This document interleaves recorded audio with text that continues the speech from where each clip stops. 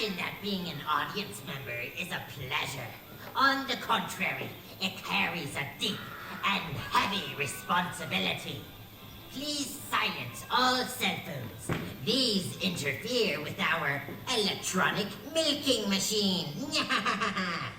Number 2, note the nearest exit. But if you leave, you will be assessed an additional fee.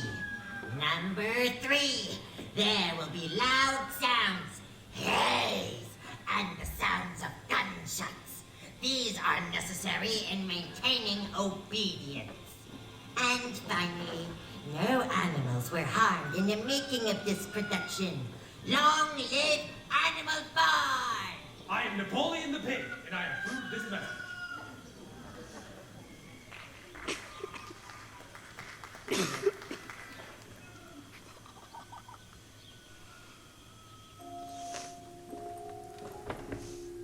Mr. Jones of the Manor Farm locked the hen houses for the night. Hey, you stupid chickens, get back in your cage! But was too drunk to remember to shut the gate. With the brave lad from Slantern dancing from side to side, he lurched across the yard. And drew himself the last glass of beer from the barrel in the scullery, and fell asleep in his armchair. As soon as the light went out, there was a scurrying and a fluttering all throughout the farm. Word had gone out during the day that old Major, the prize middle white boar, had had a strange dream the previous night that he wished to communicate with the other animals. Comrades, you have heard already about my strange dream last night. But I will come to that dream later. I have something else to say first. I do not think, comrades, that I shall be with you for many months longer. And before I die, I feel it my duty to pass on to you such wisdom as I have acquired. I have had a long life. I have had much time for thought, and I think I may understand the nature of life on this earth, as well as any animal now living. It is about this that I wish to speak to you. Now, comrades, what is the nature of this life of ours? Let us face it. Our lives are miserable, laborious, and short. We are born, we are given just so much food as will keep the breath in our bodies. Those of us who are capable of it are forced to work to the last atom of our strength, and the very instant that our usefulness has come to an end, we are slaughtered with hideous cruelty. No animal is free. The life of an animal is misery and slavery. That is the plain truth. But is this simply part of the order of nature? Is it because this land of ours is so poor that it cannot afford a decent life to those who dwell upon it? No! Comrades, 1,000 times no. Why, then, do we continue in this miserable condition? Because nearly the whole of the produce of our labor is stolen from us by human beings. There, comrades, is the answer to all our problems. It is summed up in a single word. Man. Man is the only real enemy we have. Remove man from the scene and the root cause of hunger and overwork is abolished forever. Man is the only creature that consumes without producing. He does not give milk. He does not lay eggs. He is too weak to pull the plow. He cannot run fast enough to catch rabbits. Yet, he is the Lord of all the animals. He sets them to work. He gives back to them the bare minimum that will prevent them from starving. And the rest he keeps for himself. Is it not crystal clear, then, that all the evils of this life of ours spring from the tyranny of human beings? Only get rid of man, and the produce of labor would become our own. Almost overnight, we would become rich and free! What, then, must we do? work night and day, body and soul, for the overthrow of the human race. That is my message to you, comrades! Revolution! You stupid animals! Ah, hit the hay!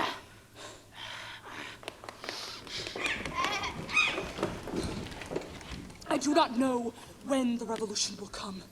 It may be in a week or in 100 years.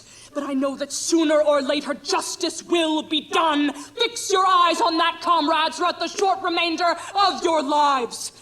And above all, pass on this message of mine to those who come after you, so that future generations shall carry on the struggle until it is victorious. And remember, comrades, a resolution must never falter. No argument must lead you astray. Never listen when they tell you that man and the animals have a common interest, that the prosperity of the one is the prosperity of the other. It is all lies! Man serves the interests of no creature except himself. And among us animals, let there be perfect unity. Perfect comradeship in the struggle. All animals are comrades. I have little more to say. I merely repeat, remember always your duty of enmity towards man and all his ways. Whatever goes upon two legs is an enemy. Whatever goes upon four legs or has wings is a friend. And remember also that in fighting against man, we must not come to resemble him. Even when you have conquered him, do not adopt his vices. No animal shall ever live in a house, or sleep in a bed, or wear clothes, or drink alcohol, or smoke tobacco, or touch money, or engage in trade. All the habits of man are evil. And above all, no animal must ever tyrannize over his own kind.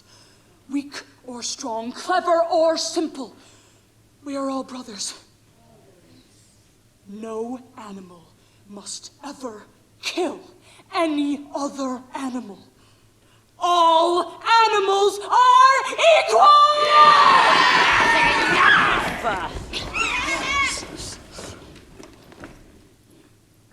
Shut up!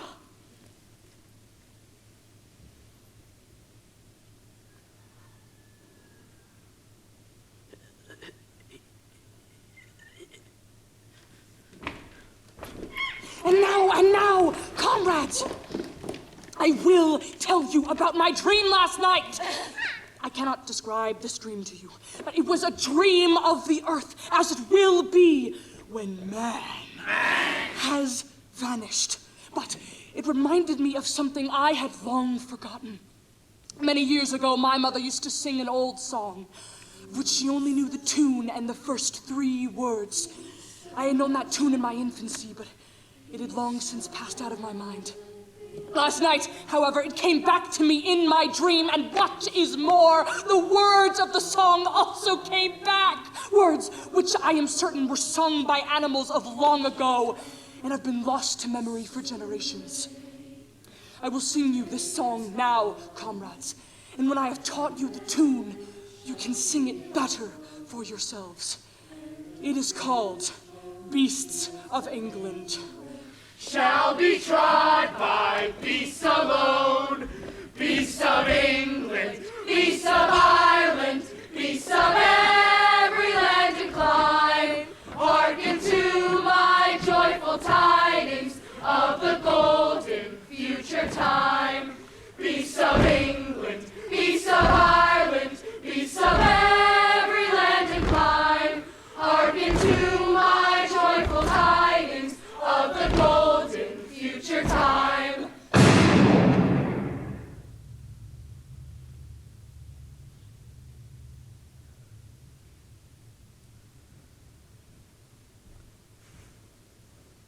Three days later, Old Major. Died peacefully. In his sleep. During the next 3 months, there was much secret activity. The work of Teaching. and Organizing. were done by the pigs who were The cleverest of all the animals. Oh. The 3 most important pigs were Napoleon. Snowball. and Squealer. who began to develop A system of thought. Based on what Old Major had said. They called it Animalism. And then there was Moses. the tame raven. Mr. Jones's special pet. Yeah. Hallelujah. Gather around, brothers and sisters. We're all going to Sugar Candy Mountain. Up there, just beyond those dark clouds, there lies that happy place where it is Sunday, 7 days a week. Fields of clover where the sun shines on and on. Lumps of sugar and linseed cake grow on them hedges. And of late, Mr. Jones had taken to drinking. More than what was good for him. He sat all day in his chair. Drunk. neglecting the animals. Except one.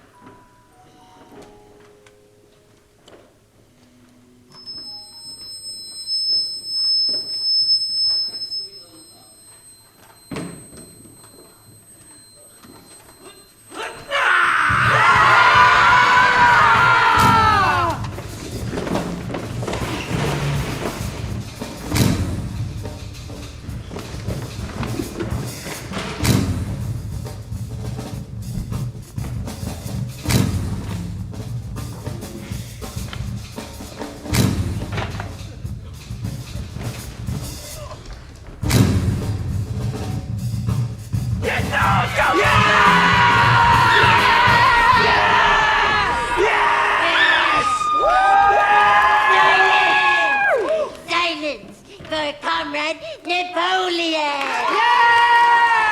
Comrades! Comrades! Jones is gone! Yeah! The revolution marks our first step on the road to freedom! Freedom! This farm, our farm, hitherto known as Manor Farm, is now to be called Animal Farm! Silence! Silence for Comrade Snowball. Snowball! Comrades! During the past 3 months, we have taught ourselves to read and write, and have succeeded in reducing the principles of animalism to 7 commandments, which from now on shall form the law by which we all shall live. The 7 commandments are as follows. Really? 1. Whatever goes upon 2 legs is an enemy. An enemy. 2. Whatever goes upon 4 legs or has wings is a friend. 3. No animal shall wear clothes. 4. No animal shall sleep in a bed. 5. No animal shall drink alcohol. 6. No animal shall kill any other animal. And 7. All animals are equal! Now, comrades, to the hayfields! Let us make it a point of honor to get in the harvest more quickly than Jones and his men could do.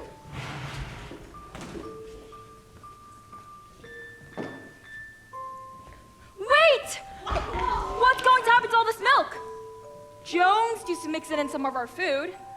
Never mind the milk, comrade. That shall be attended to. The harvest is more important. Comrade Boxer shall lead the way. I shall follow in a few minutes. Yoink.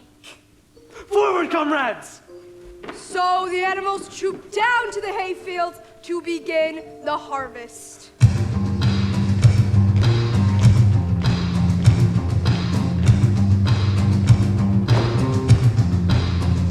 Well done, comrades!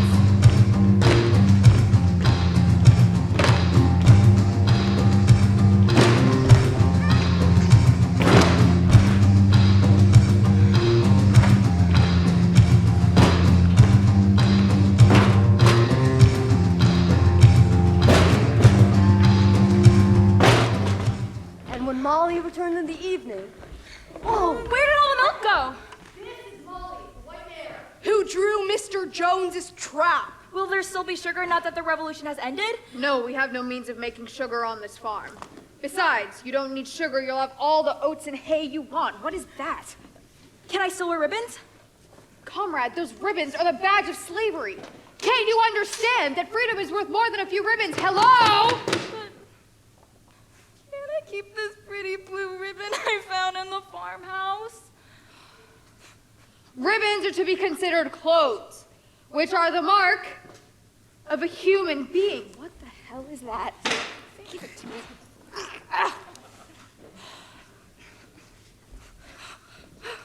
Boxer, the cart horse, his personal motto. I will work harder. And then what happens to all the milk? And what's going to happen to all the apples from the orchard that you said are for your use only? What? We are?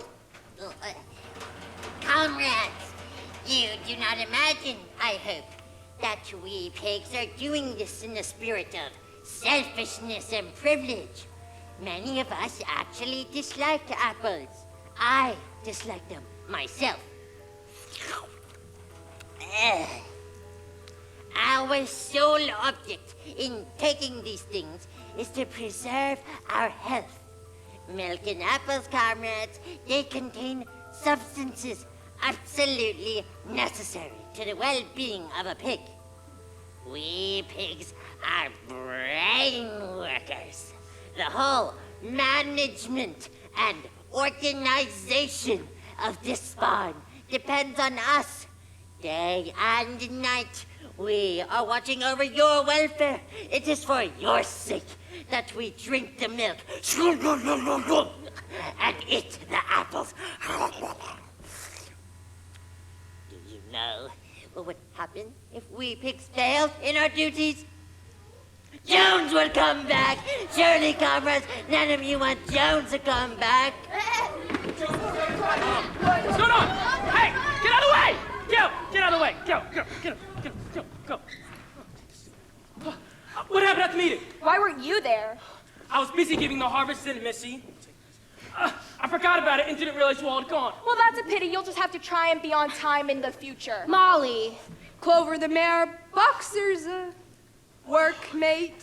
So tell me, did Comrade Napoleon speak? No, Squealer did. And what'd he say? Somebody talk to me. Molly asked about the milk and the apples, which the pigs are keeping for themselves. And the lumps of sugar from the farmhouse. And Squealer said the pigs need those things to help them run the farm better? Is that true? No, of course it isn't. It's absolute rubbish. No, really, is that what Squealer said? Yes, if the pigs don't have the milk and the apples, they won't be able to think properly, and then Jones might come back. He always gives me sugar. Oh, well, we don't want that. And he let me wear pretty ribbons. No, so we all agreed that it was best if all the milk and the apples were saved for the pigs. One blue, Do you think that's right, Clover? red, one green. Well, everyone agreed, so it must be. Well, was Comrade Napoleon there? Yes. And did he agree? He asked Squealer to speak in the first place. Oh, well, Comrade Napoleon says it then. It must be right. Honestly, Boxer, you are stupid. Why do you have to agree with everything he says? Well, he is the cleverest Who says animal on the so? farm. Benjamin's clever, Moses was clever, and so was Mrs. Jones. She let me wear ribbons all the time. Molly, stop going on about your ribbons. You look silly in them anyway. I do not. I am not silly. At least I'm better at reading and writing than you are, Boxer. And you, Clover. Boxer works harder than any of us. He doesn't have much time to learn to read and write. How much ever ABCs can you say, Boxer? I bet you can't get as far as I can. I can get up to M, which starts my name. I can say a bit. Go on then, let's hear it. A, B, Stop, Molly, stop. C. See? Give him a chance, let him think. A, B, Stop. B, C. Molly, stop it! Oh my God! Hey! What is the problem? She keeps making Anyway, go over there. Okay, enough! Stop! Comrades! Since some of you have had trouble in learning to read and write, Boxer, we have decided to reduce the 7 commandments to 1 easily remembered maxim, okay?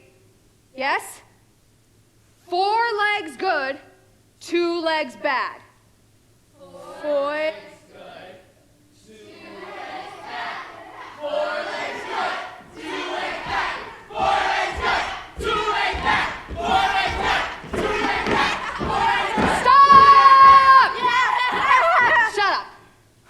over there. Can the sheep remember it? Four legs. Good. Two legs.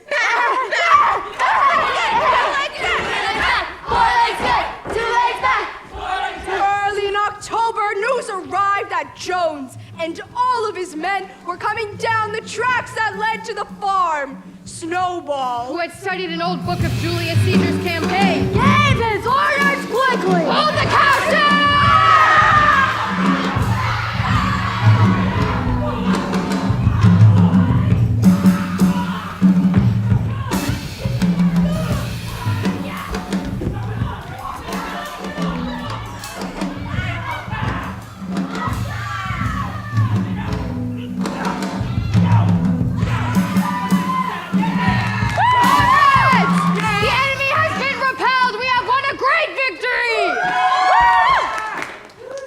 But let us not forget, comrades, on this joyful occasion, that each and every animal must be ready to die for Animal Farm if necessary. It has been decided, comrades, to create a military decoration. Animal Hero First Class, which we confer upon Snowball! And Boxer! For their valiant efforts at the battle up the cowshed. Molly, I have something very serious to say to you. This morning, guys, as I was looking over the hedge at the end of the long meadow, I saw you. There was a man, and he was talking to you, and you were allowing him to stroke your nose. What does that mean, Molly? He didn't! I wasn't! It isn't true! Molly, look me in the face. Do you give me your word of honor that this man was not stroking your nose? It isn't true! 3 days later, Molly disappeared. Nothing was heard from her until one day a pigeon reported. Guys, come here. I saw her, Molly, in between the shafts of a smart chap painted red and black outside a pub. A fat, red-faced man was stroking her nose and feeding her with sugar.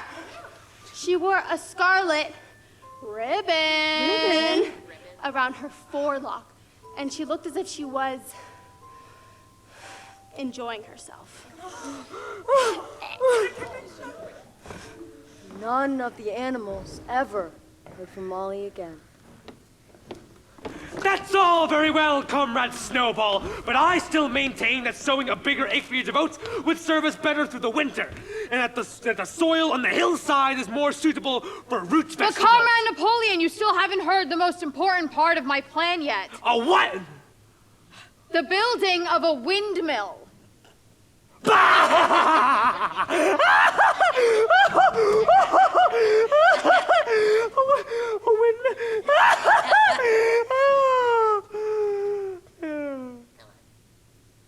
A machine operated by the wind that will generate electricity and make life easier for all of us.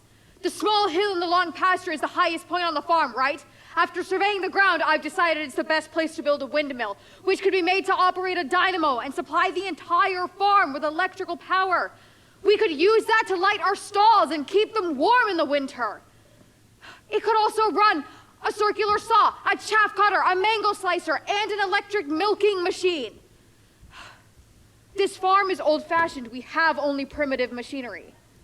The power of a windmill would make our work so much easier and leave us free to pursue more noble tasks.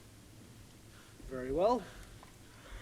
Well, comrades, what do we think of Snowball's plan? One at a time, raise a paw. I said raise a paw. I'm not saying it will be easy. We will have to quarry stone and build walls, make the sails, and find the dynamos and cables. But I calculate that the whole thing could be complete within a year. And after that, so much labor would be saved that we need only work 3 days a week. Think of that, comrades. And I say that the winter would be better spent increasing food production. That is our greatest need. If we waste our time building a windmill, we will all starve to death! Vote for Snowball and the 3-day week. Yes! Vote for Napoleon and the full manger. Yes! No,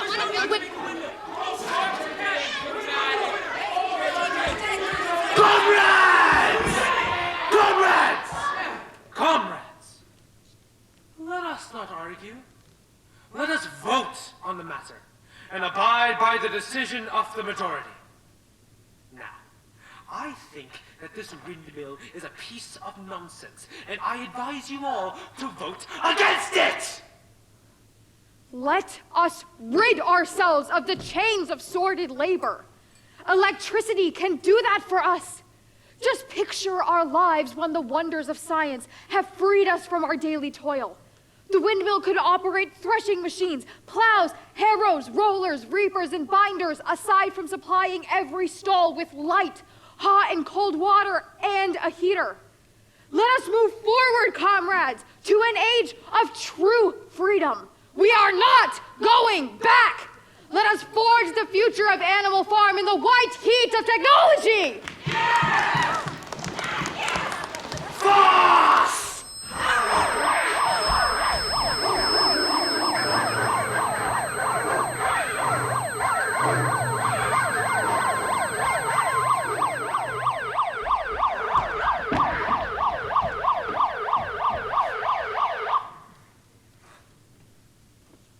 From now on, comrades, the weekly meetings will come to an end. They are unnecessary and a waste of time. In the future, all questions relating to the working of the farm shall be settled by a special committee of pigs, presided over by myself. The meetings will be held in private, and you will each assemble weekly to be given your orders. But there will be no more debates! Minimus, you little porker, get up here. Me? Yes, you. You've been promoted.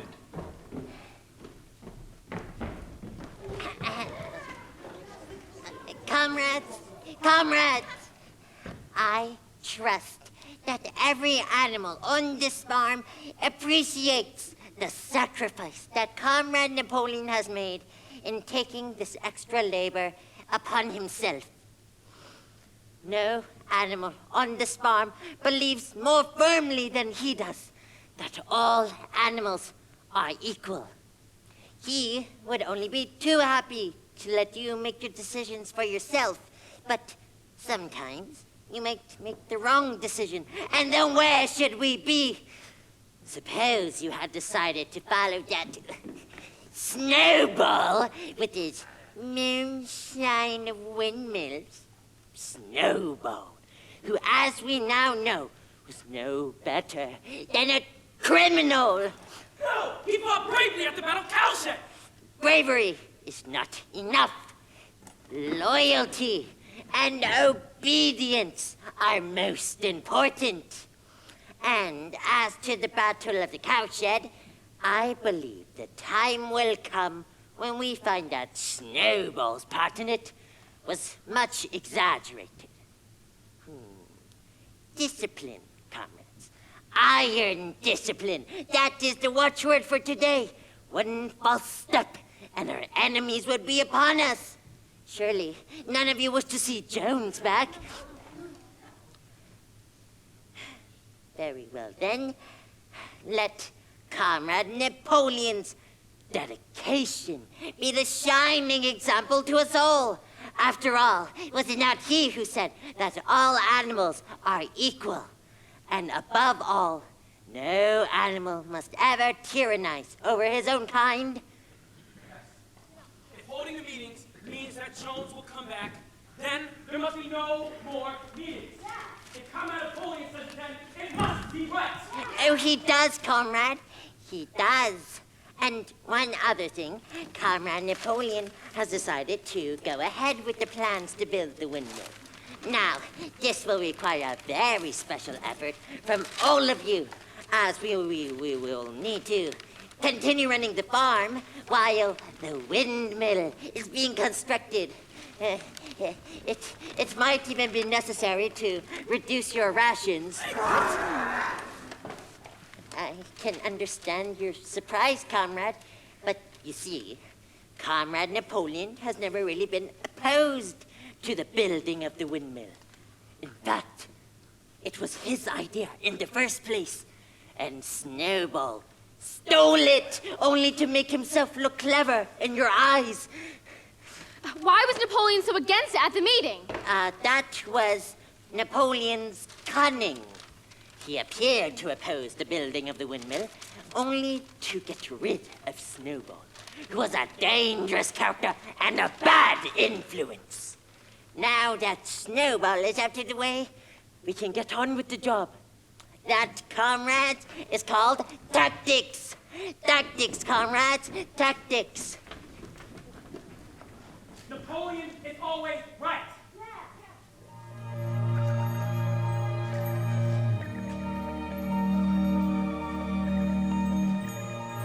All animals will work a 60-hour week. And in the future, there will be work on Sunday afternoons as well. In addition, comrades, Animal Farm will begin to engage in trade with the neighboring farms. Not, of course, for any commercial purposes, but simply to obtain essential materials such as nails, paraffin oil, string, and iron for the horses' shoes. Therefore, I have made arrangements to sell a stack of hay, parts of the current year's wheat crop, and, if necessary, a percentage of the egg yield to a neighboring farm. You should all welcome this contribution to the building of the windmill. And have no fear. It will not be necessary for any of you to come into contact with human beings, which would be most undesirable. I shall take that burden upon myself and make all the arrangements.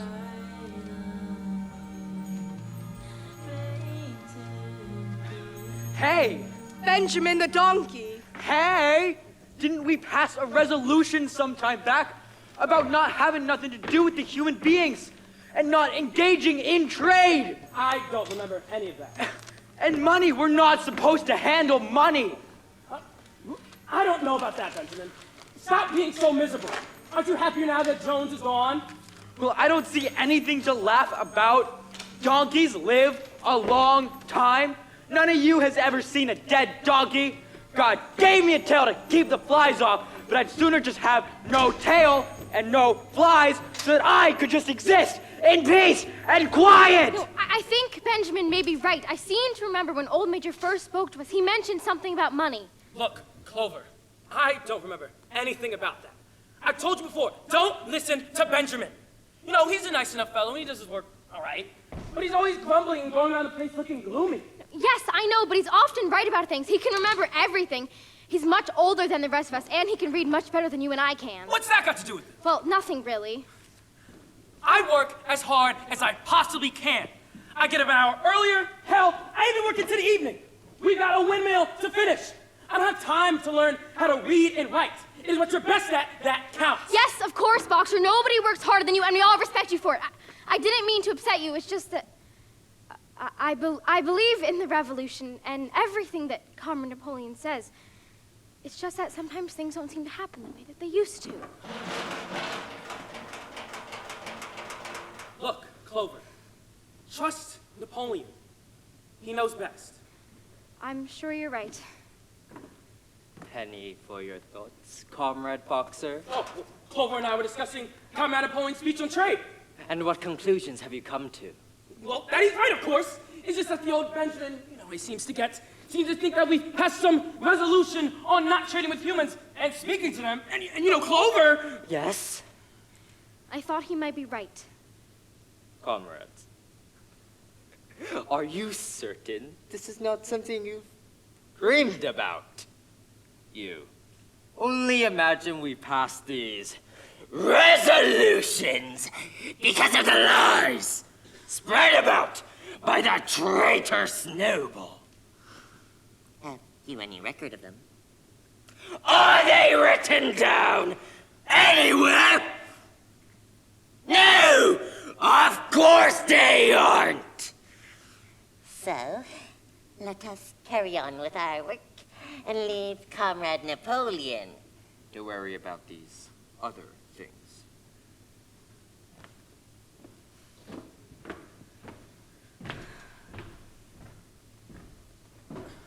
There, you see? Comrade Napoleon is always right.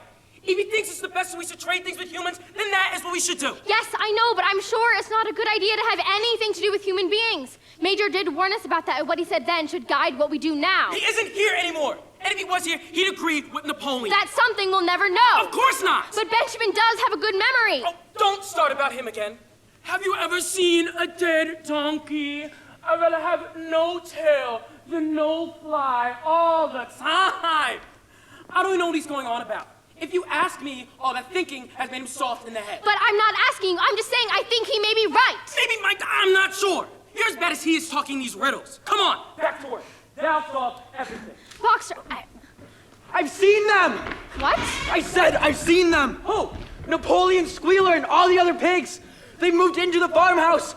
They're living there! I don't believe you. But it's true, I tell you. I looked in through the kitchen window, and there was Squealer rolling around on the floor, chewing on the table leg. I said I don't believe you. I saw it! And all the other pigs were sitting around the table, eating the apples and drinking the milk. Are you sure? Of course I'm sure. I know what I've seen. Well, I think that's going a bit too far, don't you, Boxer? Yeah, well, maybe they need the farmhouse. But that's not all. One of the pigeons flew past the upstairs window, and you'll never believe what she saw. Go on, tell them what you saw. You guys know the big room with the big bed where Mr. and Mrs. Jones used to sleep? I saw Napoleon and all the other pigs tucked in, sprawled out, and snoring like dead horses. There, you see? Well, how could you see if you flew past the window? I only saw it past the window once, comrade. I saw it on the sill, and I saw it.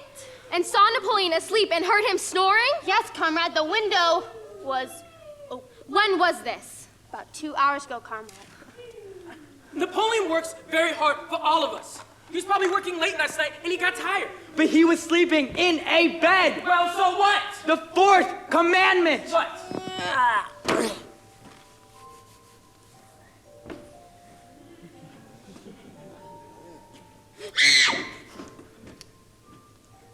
Nighty-night. Yes, of course, Boxer. Benjamin's right. The fourth commandment says no animal shall sleep in a bed. So if Comrade Napoleon is sleeping in one, it's only right that we tell the others. Well, I don't know about that. Stop being so stubborn, Boxer. Oh, you leave me out of it. I don't want to cause any trouble. I just want to get on with my work. You talk to him, Clover. Nobody ever listens to me. Bring it up at the next meeting. But I'm not as good as talking in front of the others. Benjamin, it would be best if you did it. No, they'll listen to you. If you start it off, I'll support you. Benjamin, read me the fourth commandment. It says, no animal shall sleep in a bed.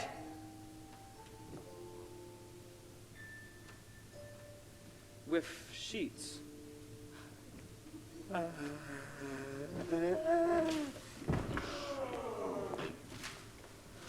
So, comrades, you have heard that we pigs are now sleeping in the beds of the farmhouse.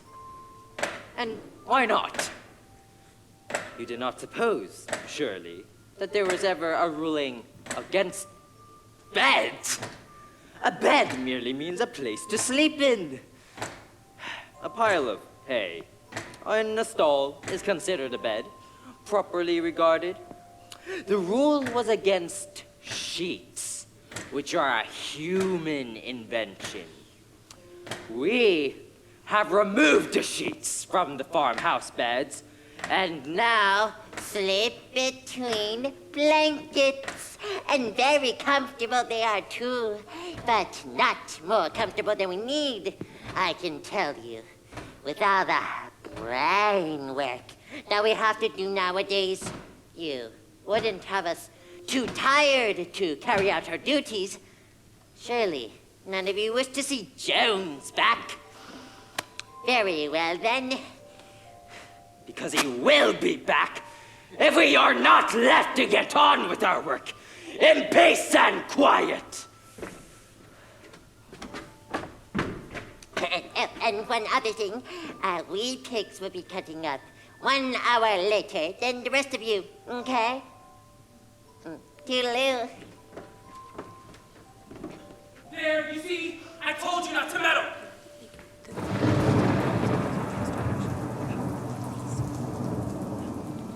November came with strong winds and torrential rains.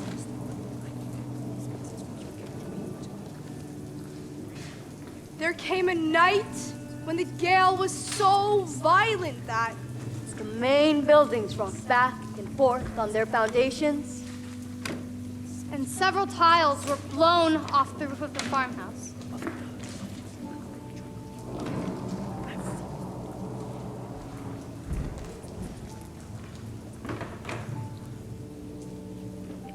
in the morning, when the animals woke up, a terrible sight met their eyes. Comrades, do you know who's responsible for this? Do you know the enemy that has come in the night and overthrown our windmill? Snowball. Snowball has done this thing to set back our plans and avenge himself for his ignominious expulsion. This traitor has crept under the cover of night and destroyed our work of nearly a year. Comrades, here and now, I pronounce the death sentence upon Snowball. Animal hero, second class, to any animal who brings him to justice. No more delays, comrades! There is work to be done. This very morning we begin rebuilding the windmill, and we shall work all through the winter, rain or shine. We will teach that miserable traitor, and he cannot undo our work so easily. Remember, comrades, there must be no alterations to our plans. They must be carried out to the day. Forward, comrades! Long live the windmill! Long live Animal Farm! He visits the farm at night. I've seen him. Who? Why, Snowball, of course. Must be what saw the corn that went missing 2 days ago. Yes, and it broken all those eggs, the ones that were ready for market. He's thinking they keep her in storage and throw it down the well. Stolen all the apples from the orchard. Broken windows. Broken fences. Poisoned the milk. Clogged the drains. Uprooted crops. Beheaded the chickens! And generally proved himself to be the swine that he was. Comrades! A most terrible thing has been discovered. Snowball was in league with Jones from the very start. He was Jones's secret agent all that time. This has been proved by these secret documents, which we have only just found that he was trying to get us defeated and destroyed at the Battle of the Cowshed. I don't believe it! Snowball fought bravely at the Battle of Cowshed. I saw him myself. Did we not give him animal hero first class? That was our mistake, comrades. For now we know that in reality, he was trying to lure us to our dooms. I don't believe it!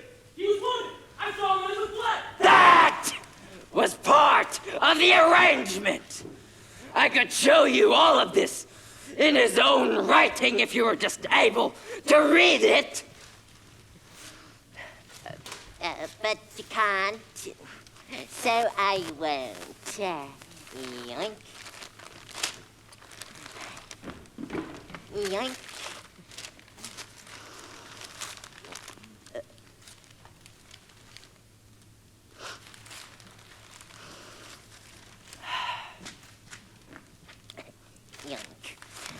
He, Snowball, would have succeeded if it had not been for our heroic leader, Comrade Napoleon. Do you not remember how just the moment when Jones and his men had crept into the yard, how Snowball had turned and fled, and several dogs chased after him? And do you remember, too, how just as the moment when all hope seemed lost, how Comrade Napoleon sprang forward with a cry of death to humanity and sank his teeth into Jones' leg?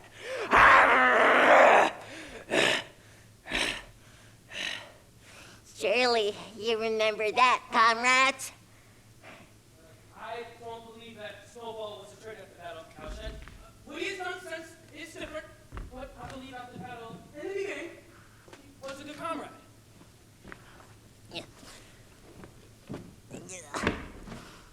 Our leader, our dearest leader, Comrade Napoleon, has said quite definitely, comrade, categorically, that Snowball was Jones's agent from long before the revolution was ever thought of. Ah, that is different. If Comrade Napoleon says it, then it must be right. Yes, that is the true spirit, comrade. I warn every animal on this farm to keep their eyes wide open. For we have reason to suspect that some of Snowball's agents are still lurking among us at the moment.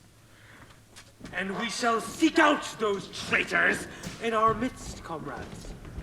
They will confess their crimes and be punished accordingly. Bring out the cows!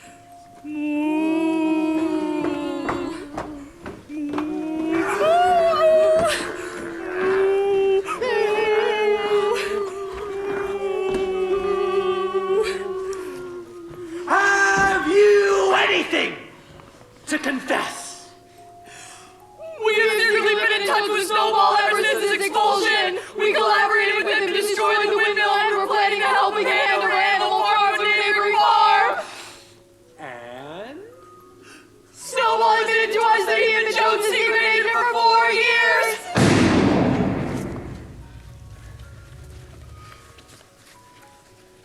Have the geese anything to confess? Snowball persuaded us to steal corn and hand it over to him.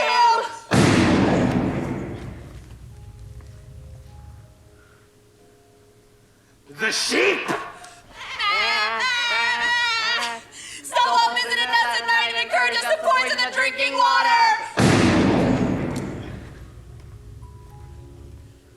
The hen? Snowball appeared to me in a dream and incited me to disobey her orders, but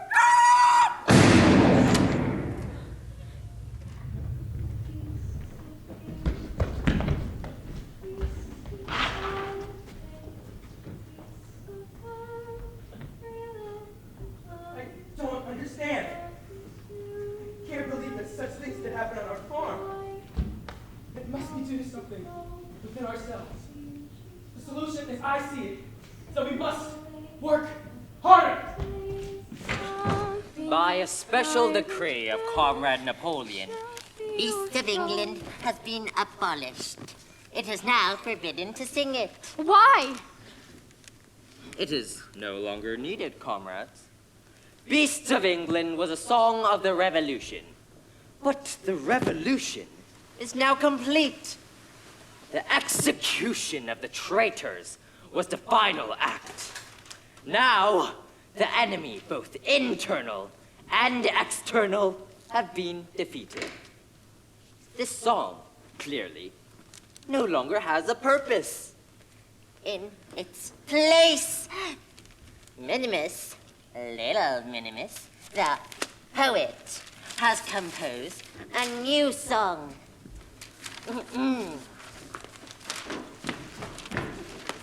Which begins, take it away.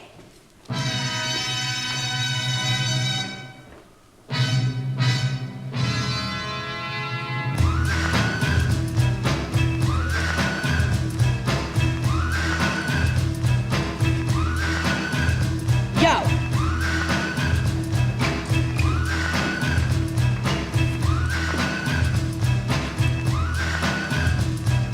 Animal Farm, we're jumping in the fray. Get up, get down, yo, you ain't gotta sway. Got the beat pumping to the vibe in the air. Unity's the power, man, we're living without care. Step to the rhythm, hear the sound of the clash. Get up, get down, we're making it smash. From the fields to the streets, we're raising the alarm. So let's jump around on this animal farm.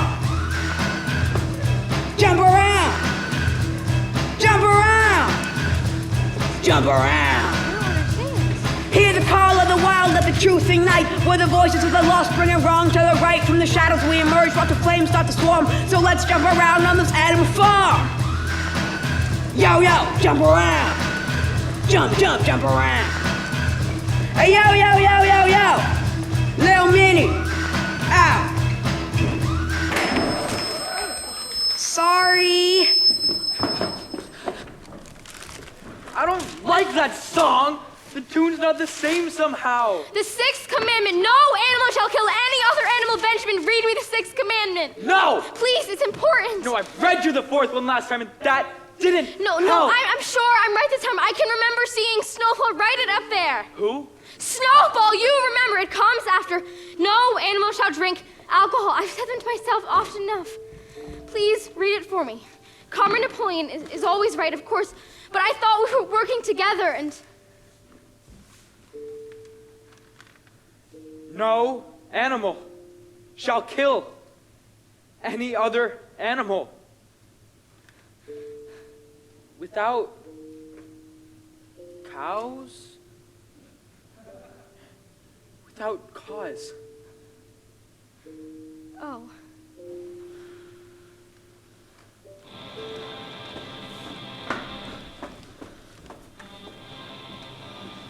Friend of the fatherless, fountain of happiness, Lord of the swill bucket.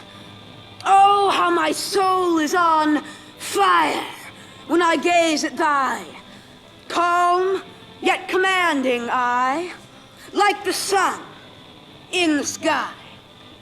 Comrade Napoleon, thou art the giver of all that thy creatures love. Full belly, twice a day, clean straw to roll upon. Every beast, great or small, sleeps at peace in his stall. Thou watchest over all. Comrade Napoleon, had I a sucking pig, ere he had grown as big, even as a pint bottle or a rolling pin, he should have learned to be faithful and true to thee. Yes, his first squeak should be, Comrade Napoleon! Sir, please inform Leader Napoleon that the windmill is finished. Sir! As you were.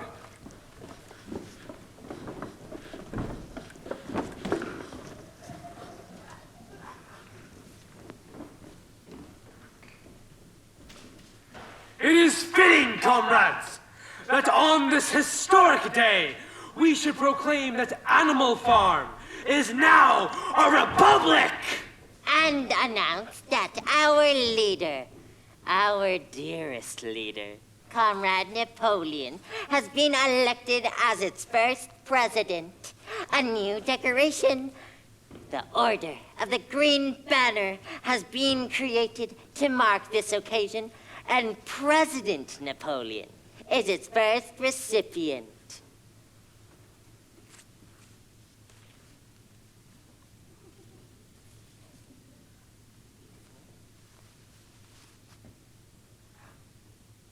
commence the celebrations!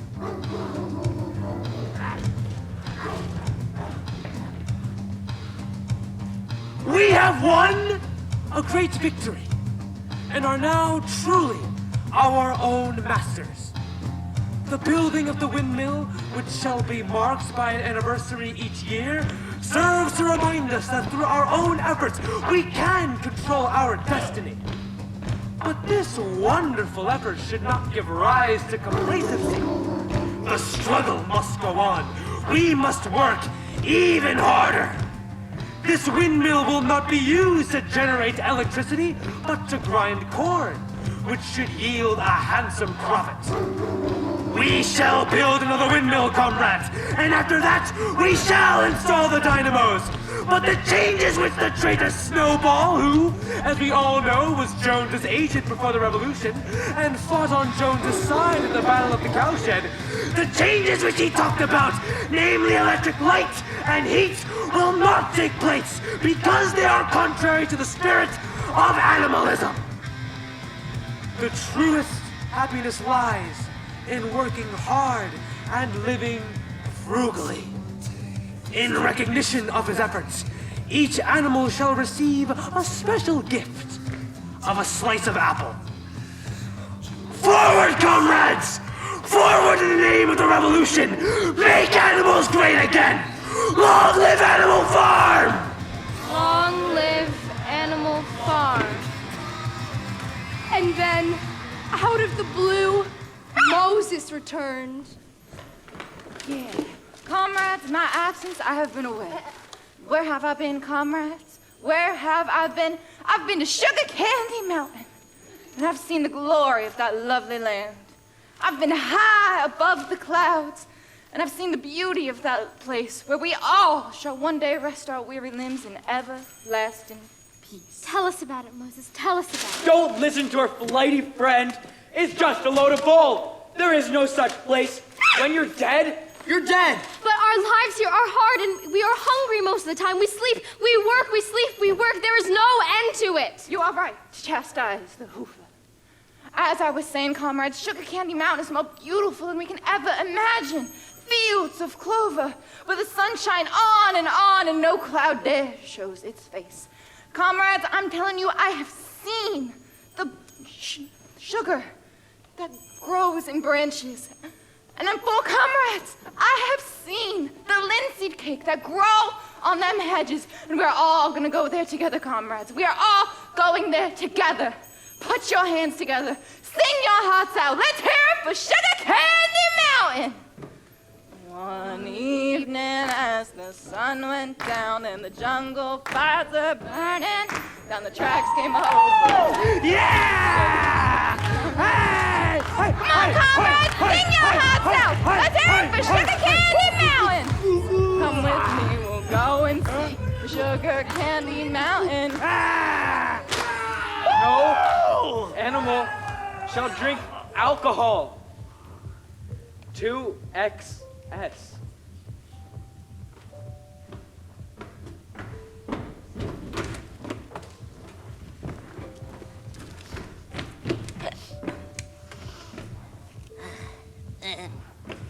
For the time being, comrades, it has been found necessary to make readjustments to the rations. From tomorrow, all animals other than pigs will receive 2 pounds less corn and no carrots on Sundays. This is being done in an effort to rationalize present food supplies. Remember, comrades, that a too rigid equality in rations would be contrary to the principles of animalism. And let us remind ourselves, too, that in comparison to times before the revolution, we have made enormous improvements. Minimus, working hours have been reduced by 30%. Our drinking water is of better quality. 45% more young ones survive infancy. The average life of an animal has increased by 25%. Animal literacy has increased by 630%. Incidents of foot and mouth disease, mange and fowl pest have been reduced by 85%. And of glanders, almost completely eradicated. Production of milk has gone up by 35.5%, of egg 43.25%, and of wool 53.85%. Boxer, Boxer, what is it?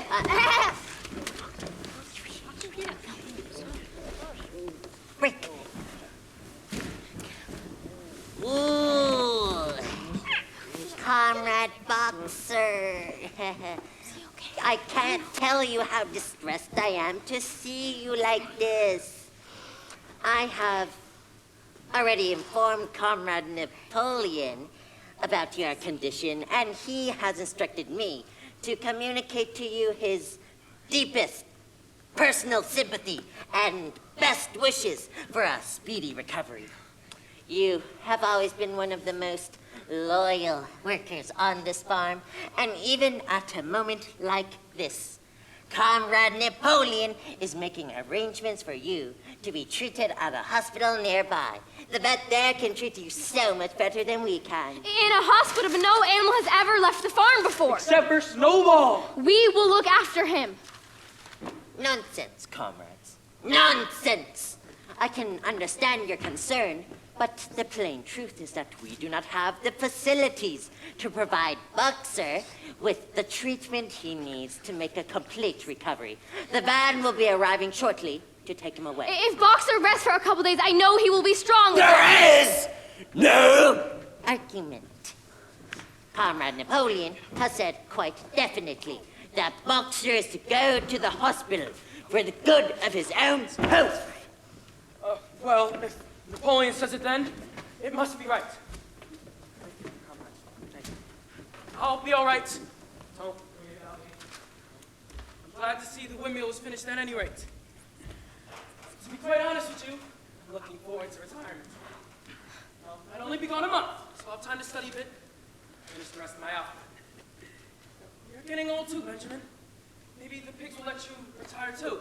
You can keep me company. You'll get an apple on Sunday. Just like the pigs.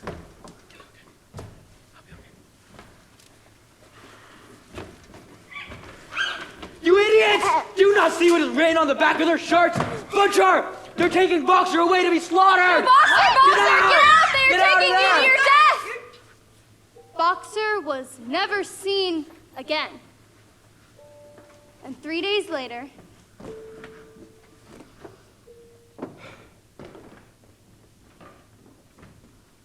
Comrades, despite receiving every attention a horse could have, Comrade Boxer has died in the hospital.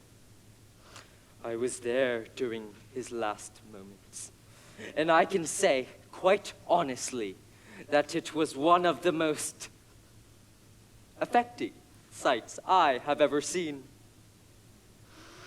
At the end, almost too weak to speak, he whispered in my ear that his sole sorrow was to have passed on when there is still So much work to be done.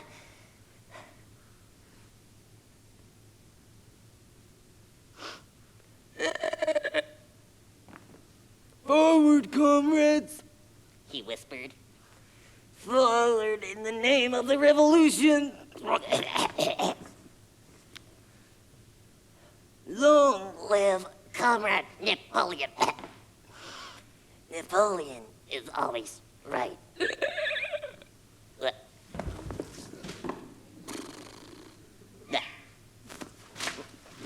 Those were his last words. Ideas which every animal could do well to adopt as his own, comrades. Let the spirit of Boxer be a shining example to us all in the difficult times that lie ahead.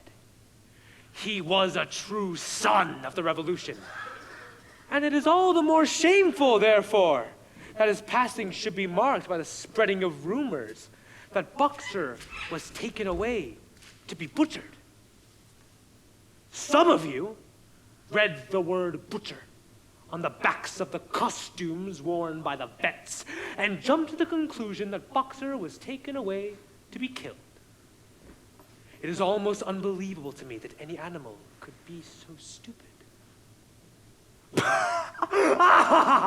I'm kidding. Surely you know me better than that, comrades. The explanation is really very simple. The costumes were previously owned by the butcher, who then sold them to the vets.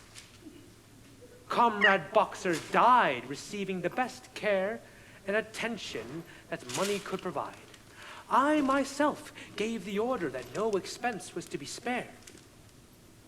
Unfortunately, it has not been possible to bring back our lamented comrade's remains for internment here on the farm. But I have ordered a large wreath made from laurels to be sent down and placed upon Boxer's grave. And have no fear, comrades. For on now, no, even now, Comrade Box is cropping grass and resting his weary limbs in those sunlit pastures. Really, Moses? Is he up there now? Oh, yes, he is, Sister Clover. And we should all rejoice for him. For someday after we die, I say after we die, we are gonna join the latest reports at our farm state that things are getting better all the time. Annual income has increased by 225% over the last 3 years. Sales of timber have increased money supply to the extent that 15% of our farm's essential materials can now be purchased from outside of the farm.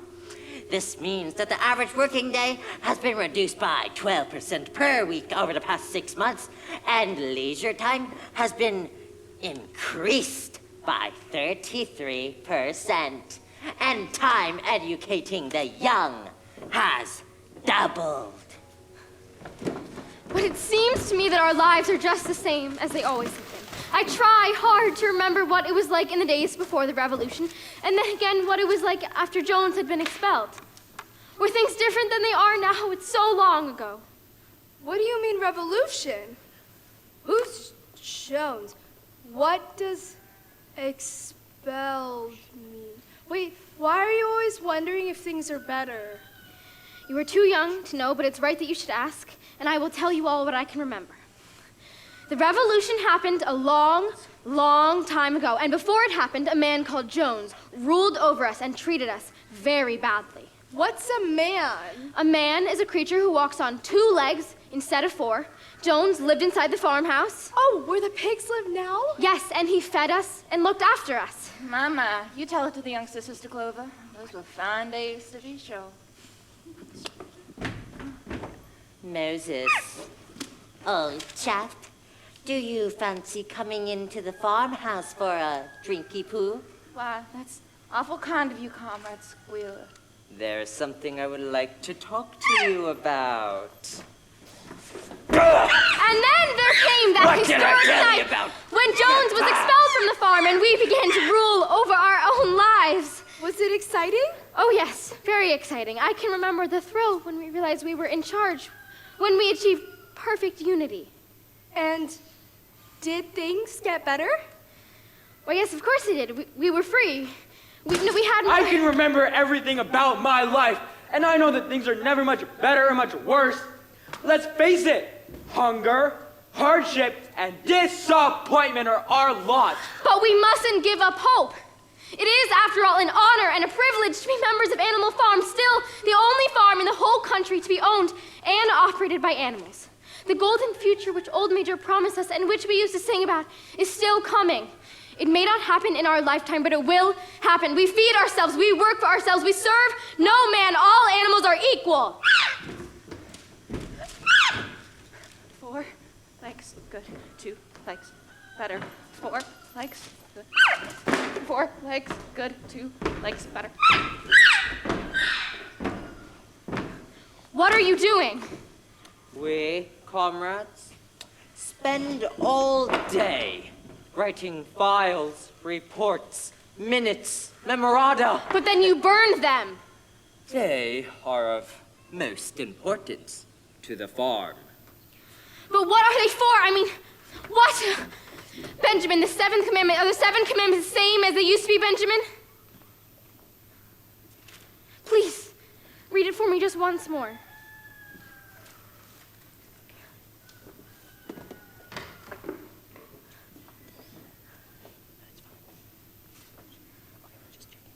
All animals are equal. Some are more equal than others. But what does that mean? We're all equal. How can some animals be more equal than others? All the talk, all the facts, all the paper, all the writings, everything's so complicated. Too complicated for me to understand. I believe in the revolution and everything that Comrade Napoleon says, just like Boxer did, and nobody worked harder than him for the cause. I remember in the early days, just after we gotten rid of Jones.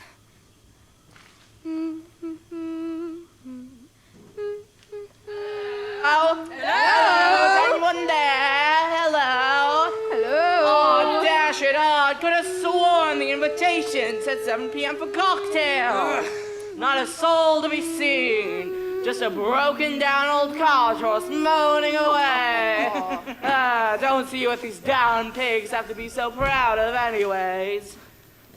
Hello. Name's Pilkington from the farm next door. Yes, old boy. Shan't keep you a moment. Ah, good. Thought I might have a look over the old place whilst I'm waiting. If you just hang on a tick, old man, I'll give you a guided tour myself. Good. Must say it's looking in absolutely splendid, Nick. Notice the windmill on the way in? Jolly fine achievement. All those animals working away in the field, and working jolly hard, too. Amazing. Don't pamper them, that's the answer, eh? I can see I'll be able to pick up a few tips from this visit. Yes, I'm glad that we're able to get together like this to talk about mutual problems. It's a source of great satisfaction for me that this long period of mistrust and misunderstanding has now come to a close. There was a time, not that I shared much sentiment, when the proprietors of Animal Farm were regarded not exactly with hostility, but with, shall we say, a certain measure of misgiving by their neighbors. But now all such doubts have been dispelled. I hope very much that this meeting will mark the start of friendly relationships between ourselves. After all, there's no earthly reason why there should be any clash of interest between pigs and humans. Your struggles and difficulties are the exact same as ours. I mean to say, isn't the labor problem the same everywhere? Dare to say some of your animals get a bit bullshy at times? Yes, I know, just the thing. Just as you have your lower animals, we have our lower classes.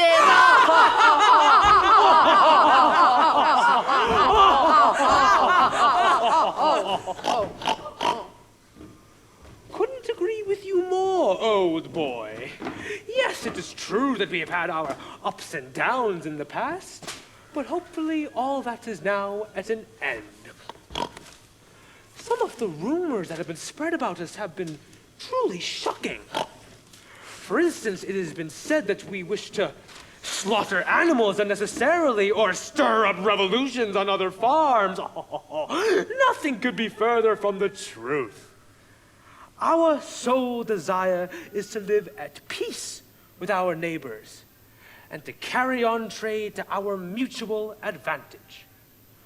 We own the farm, and so to show our good intentions, we have decided to abolish the custom of addressing each other as comrade. Can't think of where it started in the first place anyway. Our lower animals, as you so rightly put it, Pilkington, old chap, work longer hours and receive less food than animals on any other farm. We are justly proud of our achievements. And so, gentlemen, I give to you a toast. Mr. Minimus.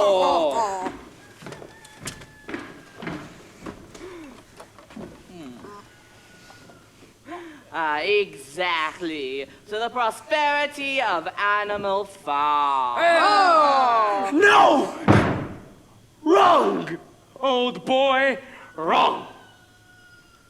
It is only fitting that the farm should henceforth be known by its correct and original name. And so, gentlemen, I give to you the same toast as before, but in a different form. Raise your glasses, gentlemen, to the prosperity of Manor Farm! Long live Manor Farm!